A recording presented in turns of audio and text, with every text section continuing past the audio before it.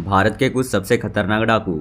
आज के समय में आपको डाकू के बारे में फिल्मों और कहानियों में सुनने को मिलेंगे, लेकिन एक ऐसा भी समय था जब डाकुओं का राज हुआ करता था। डाकू हत्या करने, लूटपाट मचाने जैसा काम किया करते थे, लेकिन इनमें से कुछ अच्छे डाकू भी हुआ करते थे जो कि गरीबों की बहुत मदद भी करते थे। तो दोस्तों, आज के वीडियो में कुछ सबसे खतरनाक डाकुओं के बारे में बताने जा रहे हैं, जिसके नाम सुनते ही पुलिस भी थर थर कांपना शुरू हो जाते थे।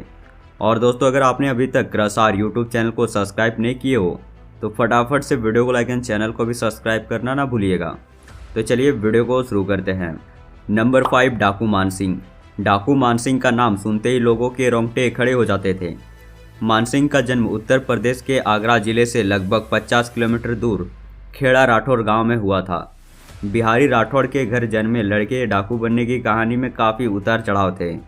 मानसिंह गांव के छोटे मोटे झगड़े को सुलझाने लगे और धीरे धीरे उसका काफ़ी दबदबा बन गया। किसी भी झगड़े का उसका फैसला ही अंतिम फैसला माना जाता था।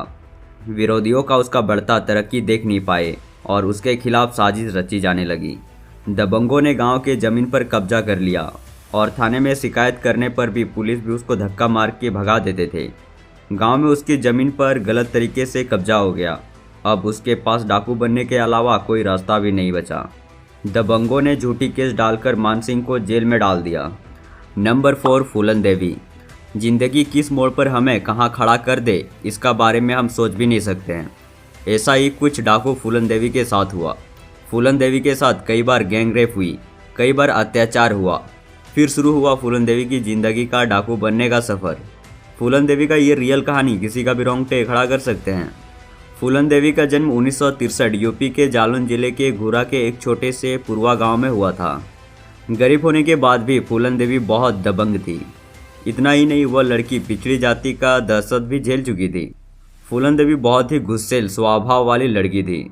मात्र 11 साल की उम्र में फूलन देवी की शादी उनसे 30 साल बड़े आदमी से करा दिया गया। शादी के बाद पति ने उसके साथ रेप किया। ससुराल और मायके दोनों को छोड़ने के बाद फूलन देवी चंबल के डाकुओं के गैंग में शामिल हो गई। नंबर 3, निर्भय सिंह डाकू। निर्भय सिंह गुज्जर के आतंक ऐसा था कि पुलिस भी उसका सामना करने से डरती थी, लेकिन एक दिन उसकी अपनी बीवी और गोद लिया बेटा ही उसका मौत का वजह बन गया। निर्भय गुज्जर सिंह का जन्म 1961 में उत्तर प्रदेश के औरैया जिला में हुआ था। 25 साल की उम्र में जालौन जिले के चुरकी गांव में निर्भय ने एक अमीर शख्स के घर डाका डाला, लेकिन निर्भय सिंह गुज्जर पकड़ा गया। पुलिस ने निर्भय गुज्जर को पकड़कर जमकर लाठियां मारी और उसे जेल में बंद करा दिया। जेल से छूटने के बाद निर्भय गुज्जर सीधे चंबल के बिहाड़ पहुंचे और डाकू लालाराम के शरण ले ली। लालाराम के गैंग में रहकर निर्भय सिंह ने जमकर लूट अपहरण को अंजाम दिया। नंबर 2, सुल्ताना डाकू। ये बहुत ही गरीब परिवार से ताल्लुक़ रखते थे। सुल्ताना डाकू के बारे में यह भी बताया जाता है कि वह अपनी मोहब्बत के कारण डाकू बन गया था। दरअसल उसे एक अंग्रेज महिला से प्यार हो गया। जब उसने उस महिला से प्यार का इजहार किया तो अंग्रेजों ने उसे धमकाकर वहां से भगा दिया। इसके बाद सुल्ताना ने उस महिला का अपहरण कर लिया और तभी से आतंक का राह चुन ली। और ये भी कहा जाता है कि वो सबका भलाई ही चाहते थे। वह अमीरों का सामान चुरा कर गरीबों में बांट देते थे। इसके अलावा उसने अंग्रेजों के साथ बहुत सी लड़ाइयाँ लड़ी और बाद में मुगलों के साथ लड़ाइयाँ लड़कर कई किले भी जीता। सुल्ताना डाकू एक ऐसे डाकू थे जिसने एक डाकू होकर भी अच्छे काम किए। उसे गरीबों का मसीहा भी माना जाने लगा था। नंबर 1, वीरप्पन। दक्षिण भारत के जंगलों में सबसे बड़ा और खूंखार तस्कर के किस्से आज भी चर्चे में रहते हैं। वीरप्पन का डर ऐसा था कि आज भी तमिलनाडु के लोगों के जहन में उसकी दरिंदगी की कहानी जिंदा है। वीरप्पन जब तक जिंदा रहे दक्षिण के सरकारों के लिए सिरदर्द बना रहे। कर्नाटक के गांव गपिनाथम में 8 जनवरी 1952 में जन्मे और इसका असली नाम मुनुस्वामी वीरप्पन था। वीरप्पन केवल खूंखार ही नहीं बल्कि दिमाग से भी खेलता था।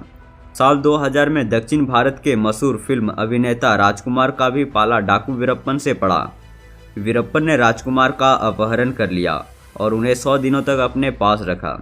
इस दौरान उसने तमिलनाडु और कर्नाटक दोनों ही सरकारों को अपने घुटने पर ला दिया था और उससे कई बात मनवाई। तो दोस्तों, ये छोटी सी जानकारी आपको कैसे लगा हमें कमेंट करके ज़रूर बताना। और ऐसे मस्त वीडियो देखने के लिए आप हमारे इस चैनल को भी सब्सक्राइब कर सकते हो।